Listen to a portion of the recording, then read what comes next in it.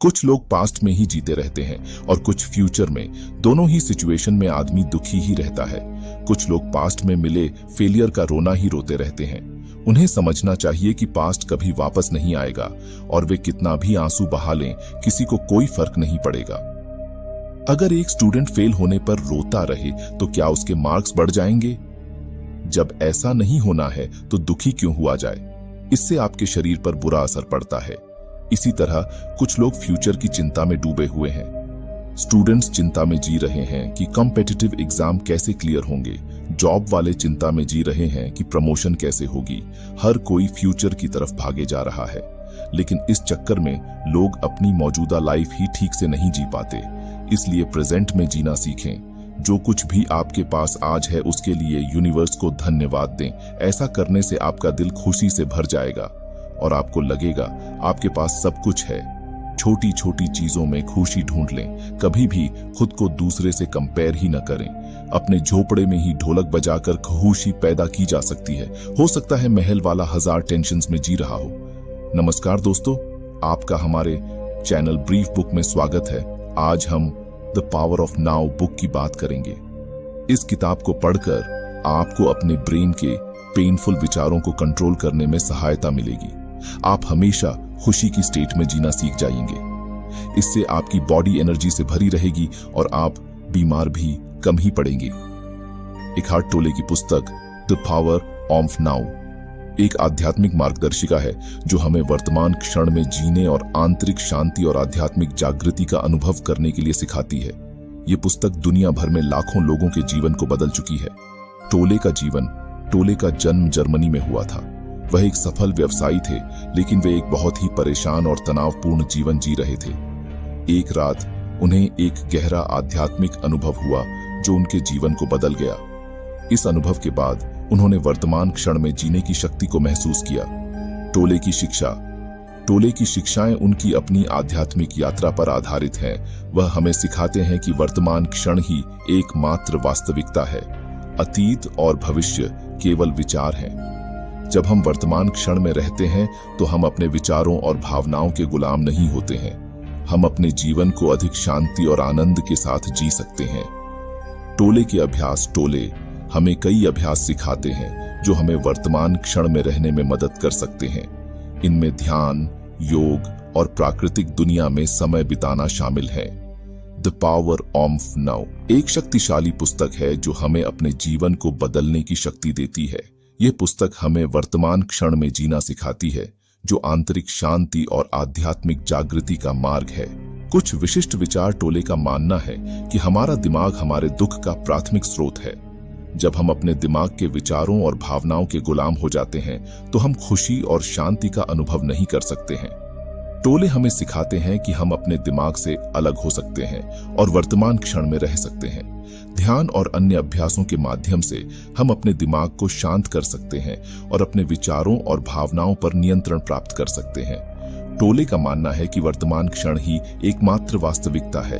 अतीत और भविष्य केवल विचार हैं। जब हम वर्तमान क्षण में रहते हैं तो हम अपने जीवन को अधिक पूरी तरह से जी सकते हैं।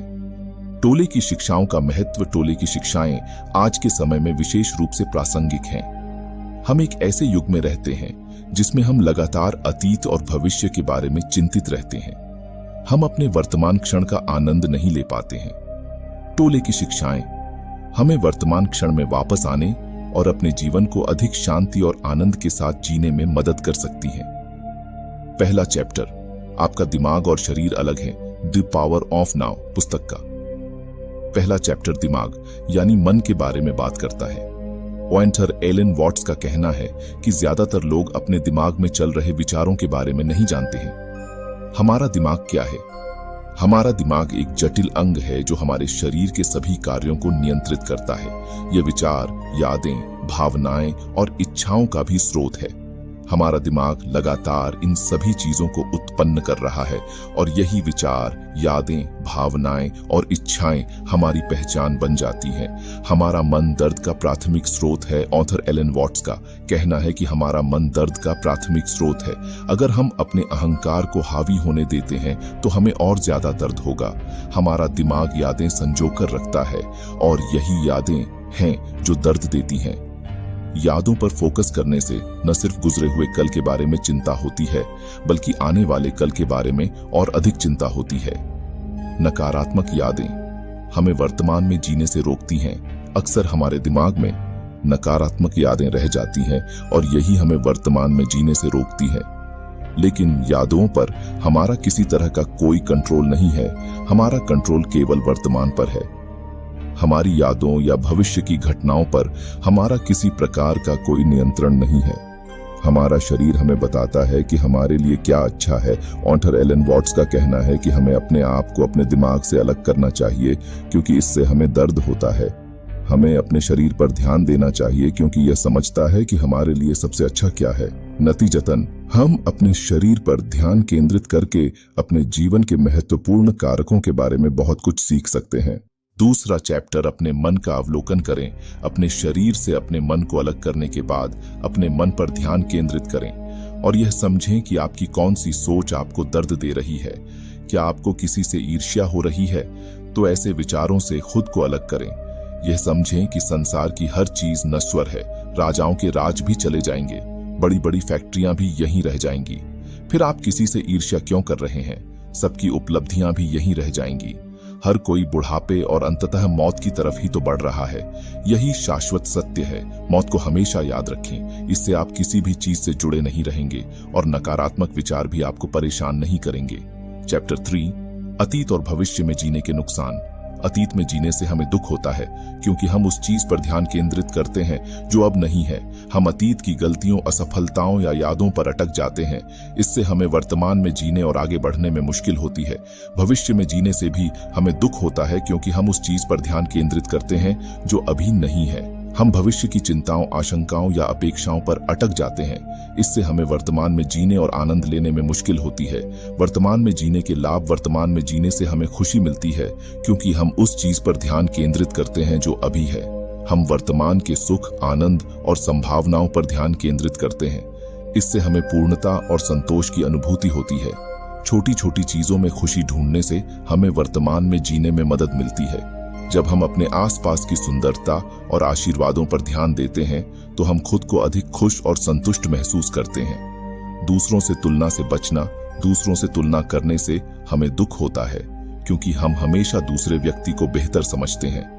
इससे हम अपने आप को कमतर महसूस करते हैं और असुरक्षित महसूस करते हैं। जब हम दूसरों से तुलना से बचते हैं, तो हम खुद को अधिक सकारात्मक और आत्मविश्वासी महसूस करते हैं। हम अपनी खुद की उपलब्धियों और गुणों पर ध्यान केंद्रित करते हैं। निष्कर्ष, वर्तमान में जीना एक महत्वपूर्ण कौशल है जो हमें खुश और संतोषी जीवन जीने में मदद कर सकता है। हम वर्तमान में जीने के लिए निम्नलिखित उपाय कर सकते हैं। अपने आसपास की सुंदरता और आशीर्वादों पर ध्यान दें। छोटी छोटी चीजों में खुशी ढूंढें। दूसरों से तुलना से बचें। वर्तमान में जीना एक अभ्यास है। जैसे जैसे हम अभ्यास करेंगे, हम इसे बेहतर ढंग से करने में सक्षम होंगे। चैप्टर 6, अहंकार का विनाशकारी प्रभाव। इंसान एक सामाजिक प्राणी है। उसे दूसरों के साथ रहने की जरूरत होती है। लेकिन जब कोई व्यक्ति सफलता पाता है और अहंकार से भर जाता है, तो वह दूसरों से दूर होने लगता है। अहंकारी व्यक्ति अपने सामने किसी को कुछ नहीं समझता है। वह दूसरों को नीचा दिखाने और अपनी श्रेष्ठता का प्रदर्शन करने में लगा रहता है। इससे उसके आसपास के लोग उससे दूर होने लगते हैं। जब लोग किसी व्यक्ति से दूर होते हैं, तो वह अकेलापन और अलगाव महसूस करने लगता है। इससे उसका आत्मविश्वास कम होने लगता है और वह मानसिक रूप से कमजोर हो जाता है। अहंकार का नकारात्मक प्रभाव केवल व्यक्ति के आसपास के लोगों पर ही नहीं पड़ता है, बल्कि इससे व्यक्ति की खुद की सेहत भी प्रभावित होती है। अहंकार से ग्रस्त व्यक्ति का तनाव का स्तर अधिक होता है। इससे उसे कई तरह की शारीरिक और मानसिक समस्याएं हो सकती हैं, जैसे कि हृदय रोग, उच्च रक्तचाप, अवसाद, चिंता आदि। इसलिए हमें अहंकार से बचना चाहिए। सफलता मिलने पर भी हमें विनम्र रहना चाहिए और दूसरों का सम्मान करना चाहिए। इससे हमारा जीवन खुशहाल और सफल होगा। अहंकार के कुछ विनाशकारी प्रभाव। तिस्काहा, अहंकार से व्यक्ति दूसरों से दूर होने लगता है। अहंकार से व्यक्ति का आत्मविश्वास कम होने लगता है। अहंकार से व्यक्ति मानसिक रूप से कमजोर हो जाता है। अहंकार से व्यक्ति का तनाव का स्तर अधिक होता है। अहंकार से व्यक्ति को कई तरह की शारीरिक और मानसिक समस्याएं हो सकती हैं।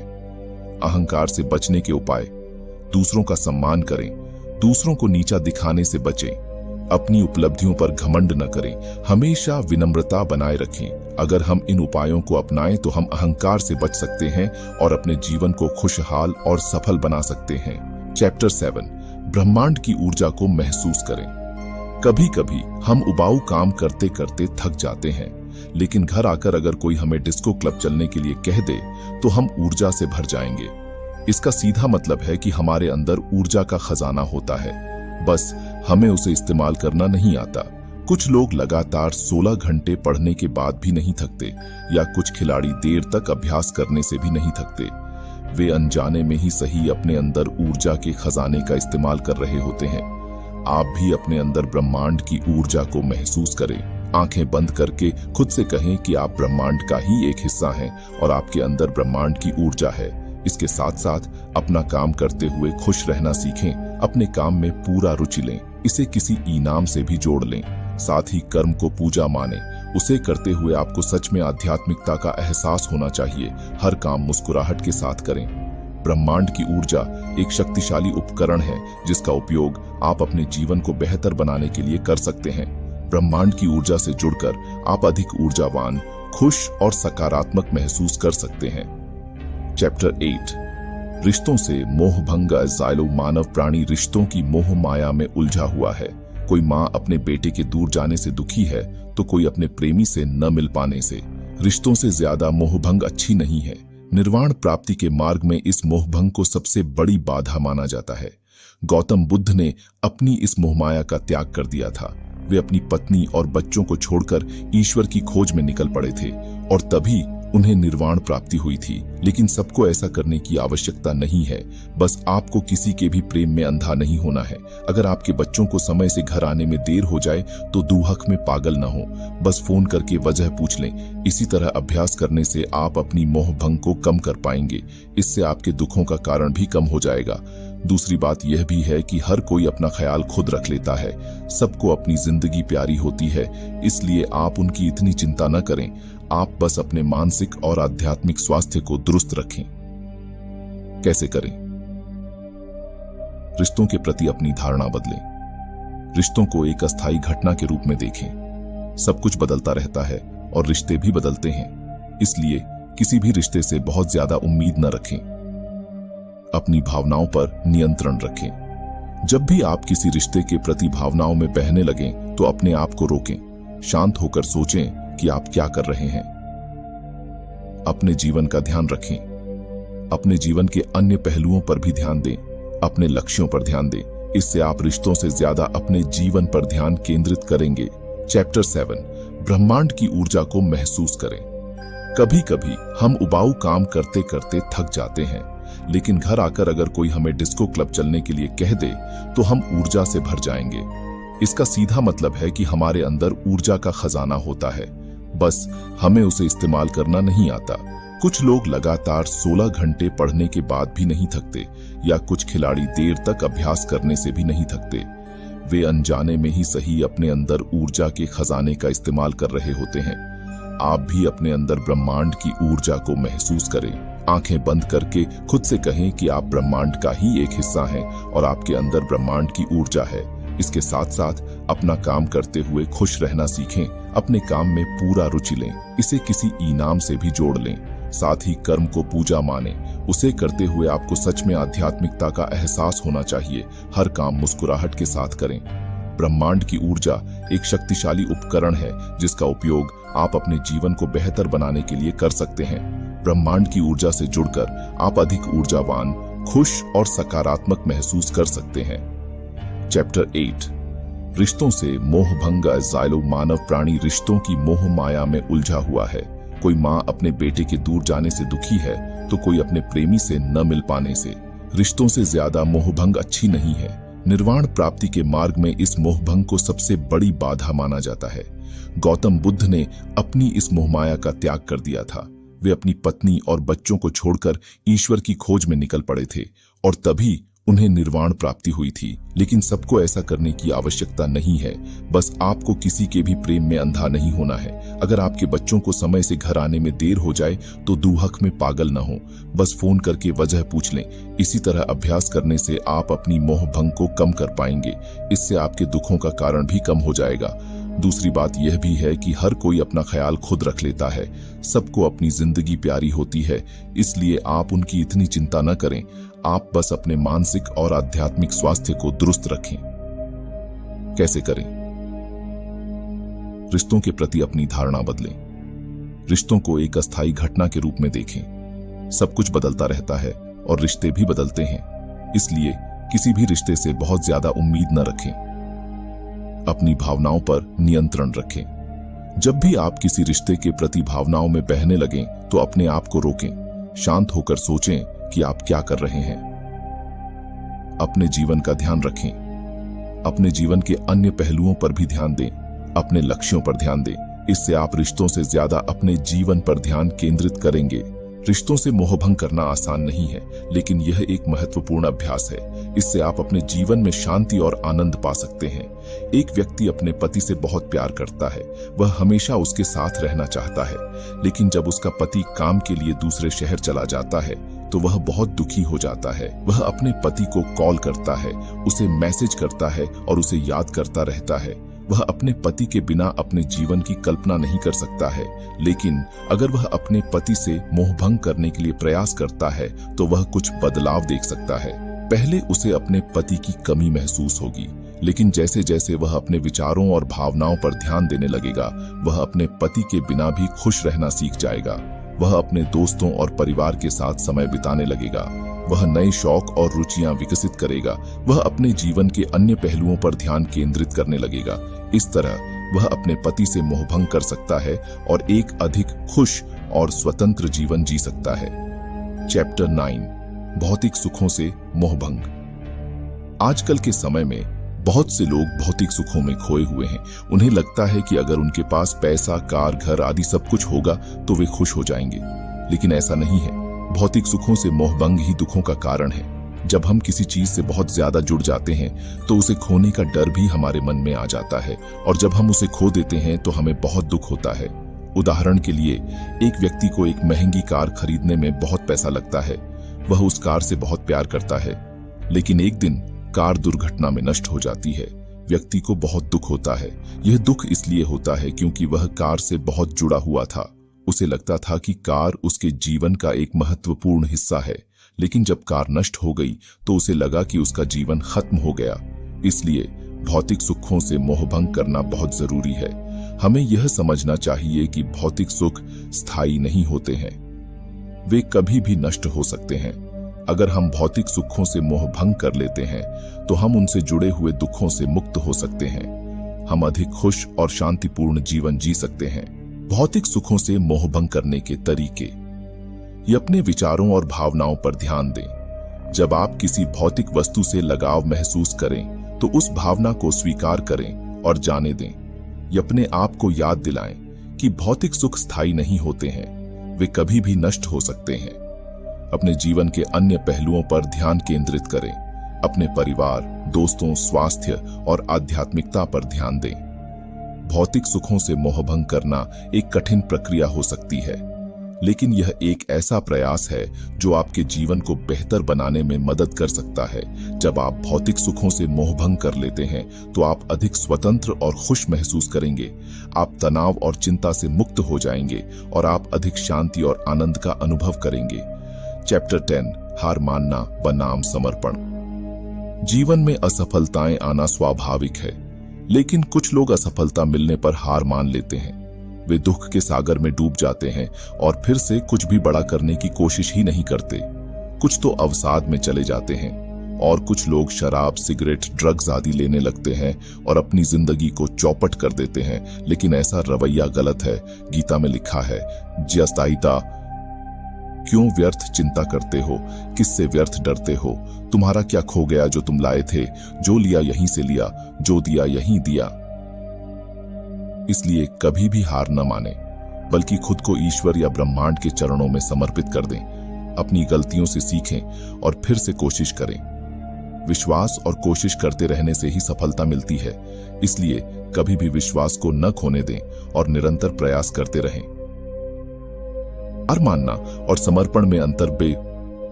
समर्पण में अंतर है। हार मानना का अर्थ है कि आपने प्रयास करना छोड़ दिया है, आप मान चुके हैं कि आप सफल नहीं हो सकते, जबकि समर्पण का अर्थ है कि आपने अपने प्रयासों को ईश्वर या ब्रह्मांड के हाथों में सौंप दिया है। आप जानते हैं कि आपके प्रयासों से ही सफलता मिलेगी, लेकिन आप अपने प्रयासों के परिणाम पर नियंत्रण नहीं रख सकते हैं। हार मानने के कई कारण हो सकते हैं। इनमें से कुछ कारण निम्नलिखित हैं। असफलता का डर। कुछ लोग असफलता से बहुत डरते हैं। वे सोचते हैं कि अगर वे असफल हो गए तो उनका जीवन खत्म हो जाएगा। नकारात्मक सोच। कुछ लोगों में नकारात्मक सोच होती है। वे हमेशा यह सोचते रहते हैं कि वे असफल हो जाएंगे। कुछ आत्मविश्वास। कुछ लोगों में कम आत्मविश्वास होता है। वे नहीं मानते हैं कि वे सफल हो सकते हैं। हार मानने के परिणाम। हार मानने के कई नकारात्मक परिणाम हो सकते हैं। इनमें से कुछ परिणाम निम्नलिखित हैं। अवसाद। हार मानने से लोग अवसाद में चले जाते हैं। वे जीवन में खुशी नहीं पाते हैं। नशे की लत। हार मानने से लोग शराब, सिगरेट, ड्रग्स आदि की लत लग जाती है। इससे उनकी जिंदगी और भी खराब हो जाती है। व्यक्तिगत और पेशेवर जीवन में नुकसान। हार मानने से लोगों को व्यक्तिगत और पेशेवर जीवन में नुकसान होता है। वे अपने लक्ष्यों को प्राप्त नहीं कर पाते हैं। समर्पण के कई लाभ हो सकते हैं। इनमें से कुछ लाभ निम्नलिखित हैं। शांति। समर्पण से मन को शांति मिलती है। लोग चिंता और तनाव से मुक्त हो जाते हैं। आत्मविश्वास। समर्पण से आत्मविश्वास बढ़ता है। लोग यह मानने लगते हैं कि वे सफल हो सकते हैं। सफलता। समर्पण से सफलता मिलने की संभावना बढ़ जाती है। लोग अपने प्रयासों पर ध्यान केंद्रित करते हैं और परिणाम पर नियंत्रण नहीं रखते हैं। निष्कर्ष। हार मानना और समर्पण दो अलग अलग दृष्टिकोण हैं। हार मानने से लोग दुखी और असफल हो जाते हैं, जबकि समर्पण से लोग खुश और सफल हो सकते हैं। कंक्लूजन तो दोस्तों ये थी एक हार्ट टोले की द पावर ऑफ नाउ की समरी। ये एक ट्रांसफॉर्मेटिव बुक है जिसने दुनिया भर के लाखों लोगों को आंतरिक शांति पाने और अधिक पूर्ण जीवन जीने में मदद की है। वर्तमान क्षण की जागरूकता और मन की प्रकृति की शक्ति पर अपनी शिक्षाओं के माध्यम से ऑथर पाठकों को आत्मखोज और आध्यात्मिक जागृति की यात्रा शुरू करने के लिए कहते हैं। बुक में ऑथर मन की सीमाओं पर काबू पाने और वर्तमान क्षण में पूरी तरह से जीने के लिए व्यावहारिक सलाह और अंतर्दृष्टि प्रदान करते हैं। वह अतीत को जाने देने, वर्तमान क्षण को अपनाने और जीवन के प्राकृतिक प्रवाह को आत्मसमर्पण करने के लिए कहते हैं। कुल मिलाकर द पावर ऑफ नाउ हमें याद दिलाती है कि सच्ची खुशी और तृप्ति केवल वर्तमान क्षण में ही हमारे भीतर पाई जा सकती है।